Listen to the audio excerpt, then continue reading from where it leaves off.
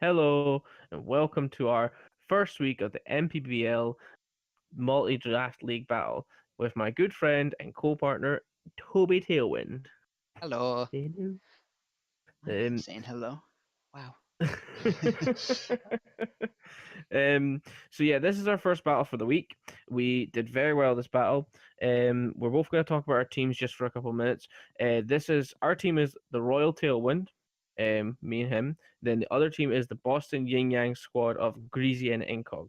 Toby, would you like to discuss your team first? Yes, so we have to bring four Pokemon on each side. That's for a total of eight. So my side had Genesect, which was a natural Choice Scarf, a U-turn, Energy Ball, Flamethrower, Ice Beam with Timid Nature, and a Choice Scarf. Then we had a Rocky Helmet Tangrowth with Rage Powder, Protect, Giga Drain, and Knockoff with like max defense to be a nice bulky Rage Powder redirection. And then we had a really cool Entei, which had Substitute, Stone Edge, Extreme Speed, and Sacred Fire with Rock EMZ because they had quite a few rock weaknesses like Togetic.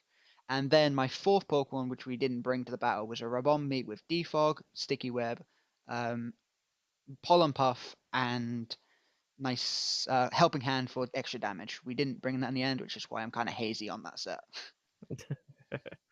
On my side of the field, we had our MVP of the match, which was Mega Blastoise, in my opinion. Mega Blastoise in the Blaster Knight had Scald, Protect, Focus Blast, and Follow Me. Quite a bulky set, but still had enough damage output. The next Mon was a Zygarde 10%, our choice banded Mon, with Extreme Speed, Rock Slide, Stomping Tantrum, and Thousand Arrows. We also had Electabuzz with Ice Punch, Icy MZ, Faint, Thunderbolt, and Hidden Power Grass. Now, the one Pokemon I didn't bring, which you can't see, is Scrafty with Intimidate, Drain Punch, Super Fang, Fake Out, and Knock Off. It was unfortunate we couldn't bring it, but it just didn't work out into the end. But it still would have put in work if we could have brought it. Yeah, it had an Assault Vest as well. Assault Vessel. Yeah, Yeah. thank you. So the first turn you're about to see right now.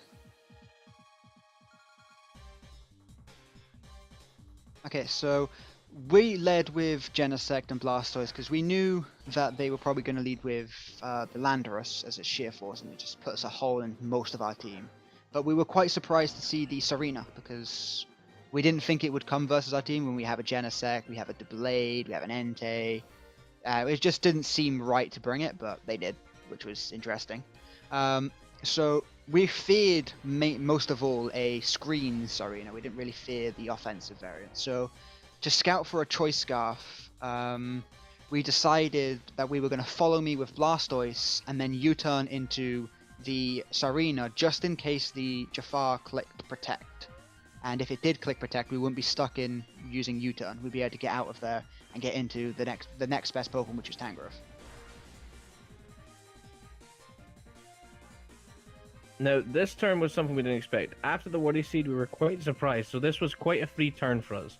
The fact that we got in our Tangrowth end for free and we'd had taken no damage on our Mega Blasters as well was very fortunate. Now, we already knew that the Serena was going to die. Now, we could hit it hard with Mega Blastoids or just hit it a little bit with Tangrowth. We decided the best way to go was knock off with Tangrowth because if we could knock off at the Tangrowth into the Serena slot, they decide to save it, we knock off whatever items coming in next, unless it's a Z Crystal or so forth. But that was the best way. We decided to Scald with the Mega Blastoids into Landorus because we could get huge damage, and then we could also maybe get the burn or so on, but we just want that massive amount of damage. Fortunately, the turn played out even better for us, and it managed for us to pick up that double KO.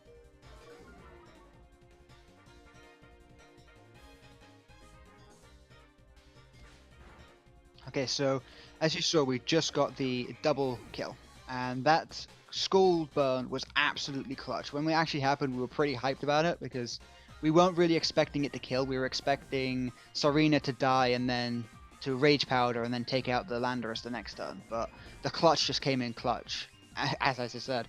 And then the Blastoise living both Earth Power and Trop Kick was just huge because then we could actually use it in the coming turns to just deal with whatever came in next. We knew that Incineroar would come in next because that was the best thing to bring in at this point to get the fake out onto our Blastoise. So we decided that the best play would literally just be click and protect and letting things go through as Tangrowth gets to knock off the potential Assault Vest, which is what we feared the most. We were terrified in building of a Assault Vest Incineroar. Like, terrified. And it's for that reason that this turn played out perfectly for us. And the next turn's going to play out pretty decent as well. Because our Blastoise outspeeds a Incineroar with no speed investment. So Blastoise was still valuable to us. The fact is, as Toby said, we were really scared of an Assault Vest Incineroar. Assault Vest Incineroar really walled quite a few of our attackers, especially our special offensive. But when we knocked off the Nose to Figgy, that thing was no longer a threat. We could essentially ignore it. It did nothing to our team now. We were quite fortunate because now, with the fact that the Tangrowth had used Rage Powder, that means we could get so much damage off without having to worry about the damage that would happen to our Mega Blastoise. Now, with the fact we got all that damage on the Waka Waka, put that side at a very weak position, and also allowed for our, what was it next came in? Our Techno Bug to come in. Yeah. Now, when this came in, thanks to the smart play of my colleague here, we were able to be very offensive with our next set of plays. Yeah, it's very humble of you to say that. Yeah, we just. I'm gonna talk over the video as it plays here, but the reason for that is the Genesect would eat the Intimidate, and we could U-turn and get the kill with Silvally. And if we got the kill with Silvally, great. If we didn't and they switched into Mawile, then Genesect eats that Intimidate, and then Entei gets to come in without being intimidated. At which point, we can click the move, which Royal decided to put on the Entei in the beginning. Yeah. Which you'll see in a minute now, which actually came in pretty clutch. It was very good move. I love that nickname, by the way. I know I said place for the video, I just love the nickname. Yeah, which one is it? Milo, I don't know why, but just like, see it pop out, it's just funny. Yeah. I will say though, and I'm gonna pause here, you fucked up here. Yes, unfortunately, would you like to tell the lovely viewers out there what your terrible play was? So, when we started talking about this, when we decided that we were going to go for a substitute here, this basically was going to happen. We knew that we would get basically a free turn, but we didn't know. Well, I wasn't sure what to do with Blastoise, and my colleague here, Toby, decided, he said, why don't we Scald the Incineroar? Now, me being very overzealous, I was quite excited. We were doing really well. We were being very predicting them very well. And I just hit the button without thinking. And he was like, no, we shouldn't do that, because if they send the Waka Waka, then we can get that back out.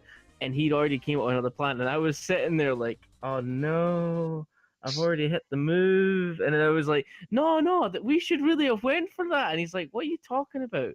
You're talking absolute pish. Go attack that. And I was like, well, I can, because I'd already picked my move, and I felt really bad. Yeah. But that helped me realize that I need to slow down. Even though we were doing well, that I could still mess up really badly if I'm being stupid.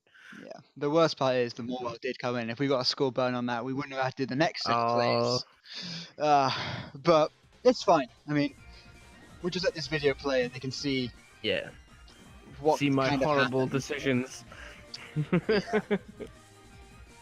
Well, the Waka Waka comes back in here because they want to get an Intimidate off on this Entei, but we won't have none of that, which is where the substitute came in for Royal. He reminded me that Intimidate doesn't work on subs. So as you we planned for that quite extensively. Yeah, as you just see now, the Waka Waka has just fainted. So now they only have one Pokemon on their side of the field, and we've just lost Blastoise, yes, but we got our big boy Electabuzz coming in here. So this is where I'm going to pause and explain how clutch this next play was, and how lucky I have Royal as a teammate as well.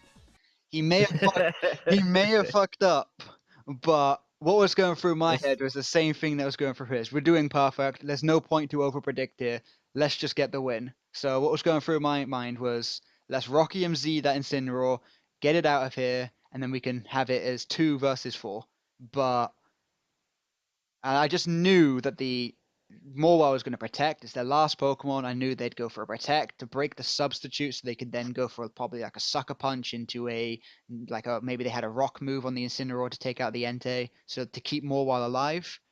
But just as I was about to click it, Royal reminded me that we had Faint on Big Boy Search, and I was like, oh my god, yes. And this play was a game changer, because at this point they could not come back. Yeah, this just made it only one sided. They made it one sided on the entire battlefield, but we'll see just as it turns.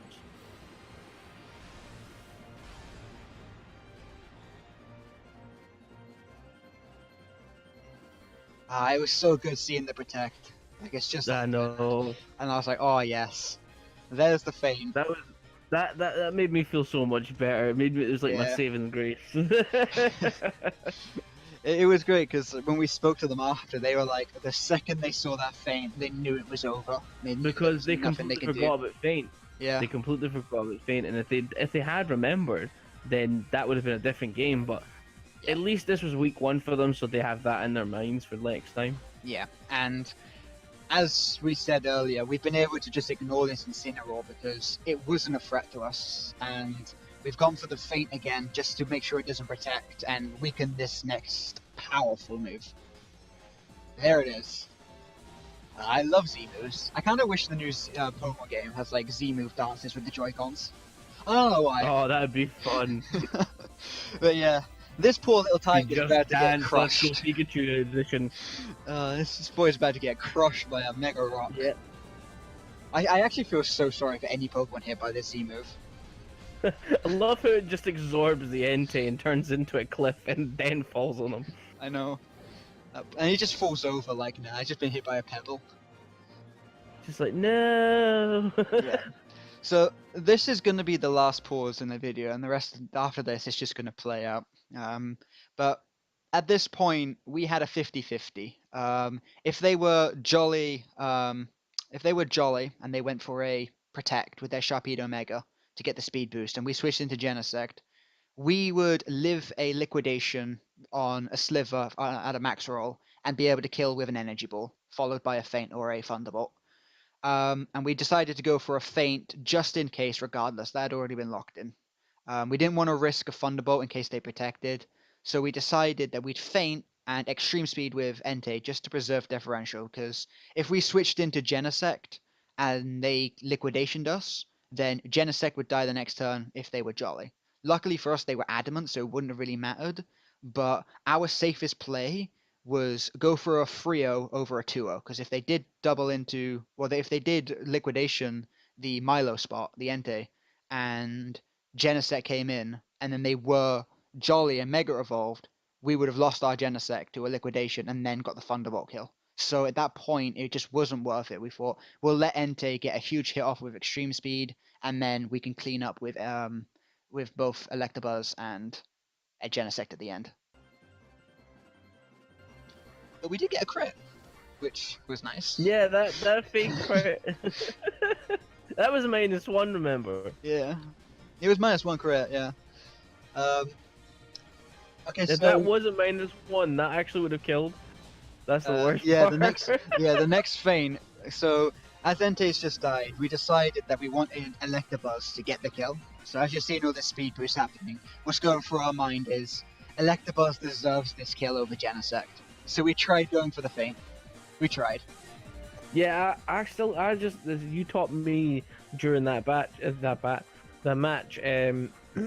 Feint has priority, and I wasn't aware of this. Yeah. Which really is helpful for knowing these kind of things. So I've never done this kind of league, so this is really helpful for my knowledge as well. But this was such a good match for me. I think it was like, yeah. Yeah, I'm very happy with that outcome. You know, I do kind of wish Electabuzz got that final kill. Like, we could have Thunderbolted, and we would have actually saved Entei because we would have outsped a Sharpedo regular. Which is a shame. We could have had a 4-0, but when you're looking back at your match, if they protected, and we switched, it would have just gone much worse. So we decided to play it safe. We were like, we don't need to play for differential. We just need to play for the win at this point. And And I thought it'd be much better to play safe as well, especially yeah, since it's our first match. We don't want to be over predicting. We don't want to be doing this. yeah, Best to play safe, especially when we're only just getting into this. So yeah. And we didn't reveal anything to any opponents watching the replay. We've yeah, revealed it all now, but if they built for yeah, us but already, they wouldn't have known it back then. So they may have thought we were just feint, protect, follow me, and some other gumph like Thunderbolt. So we didn't have to reveal anything on Electabuzz, and we got to get a win out on the first week. So it was a good game to win yeah, it was Golden Greasy. great. Yeah, thank you guys. It was fucking amazing. Yeah, and we're looking to bounce back against the two wrongs of Kyle TT and Agent Yeah. ZW next week. Hopefully we get a second W because we just Oh, we need will. I think we need 5 Ws and we guarantee top cut. So if we can get that, Oh, we got this. We yeah, got this. we got this. I believe. We've got a good start. Hopefully we can ride off that momentum and get another win. Right. And remember, Tailwind demands that you Wow. subscribe to his channel. Wait, why my channel? This is going up on yours.